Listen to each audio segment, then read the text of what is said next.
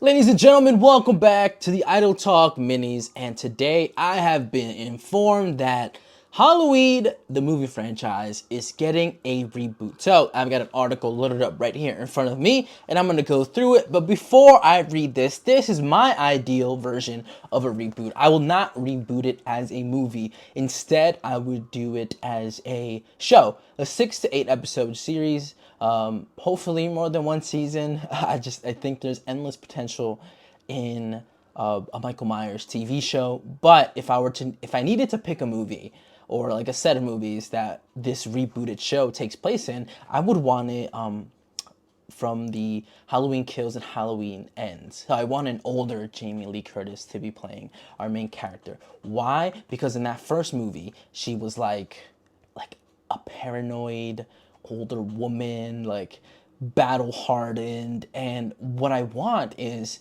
to showcase that, to play with that, to show that Michael Myers lived in her head rent free for over 40, 50 years. That's what I would really consider entertaining. I would think like just having her see visions of Michael Myers like pop up like boom, there he is, like, and then turns around, he's not there, obviously. But that's kind of the realm I would want to play a TV show, and we could keep that same cast of the movie, those two movies, right?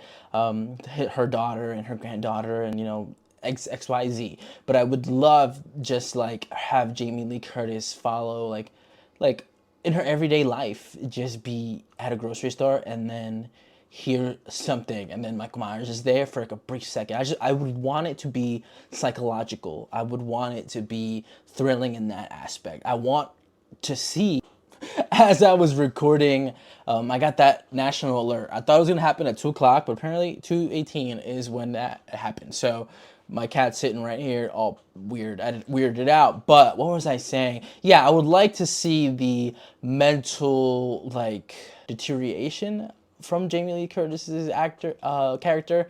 I would love to see that just in a TV show, in a 6 to 8 episode series, just in over years, like getting from point A to point B was such a big drastic chunk of time that passed. I would love to see her slowly just like be more paranoid, freak out more, just really battle those inner demons. And I think that ultimately will be a good tie-in. Maybe it'll make a lot of the people who weren't happy with those two recent movies, make them feel a lot better. Maybe tie in, maybe the Star Wars method, where episodes 7, 8, and 9 weren't that well received, and now the TV shows are kind of doing its best to tie things in, to make things make a little bit more sense, and maybe satisfy a little bit more people who weren't happy with the initial three, the original new trilogy. So I think maybe if you take that kind of Star Wars approach of like, let's make shows to tie in a lot of these things, maybe it's an overall better outcome for those two movies. Those two movies that just came out. But let me read this article and we'll jump right into it. Miramax and Malik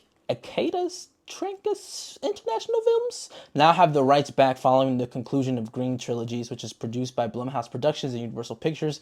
Miramax is now said to be actively shopping the rights to Halloween to various studios and streamers. This, rather crucially, includes both film and TV rights. Per the report, this is a massive bidding war going on for TV rights between A24 and Miramax.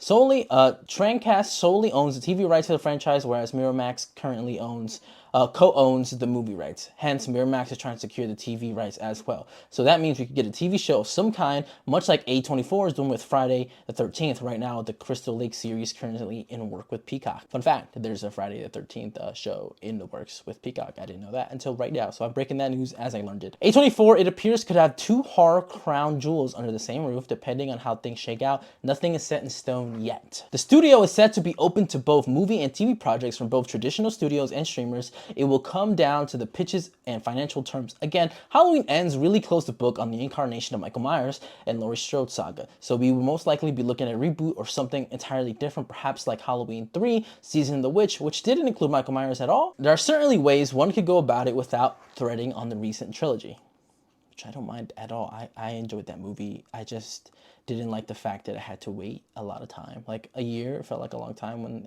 this felt like it could have easily been released 6 months later because of the quality. But I think there should be a DVD set that just has both of them back to back. I think that would be more clearer and better experience instead of having to put in two of them. I don't know, just to me though. So those are the details. No word yet on when it's actually going to happen and when the rights are going to be bought and purchased, but I'm excited. I hope you're excited. And that was just today's mini. Look out for that.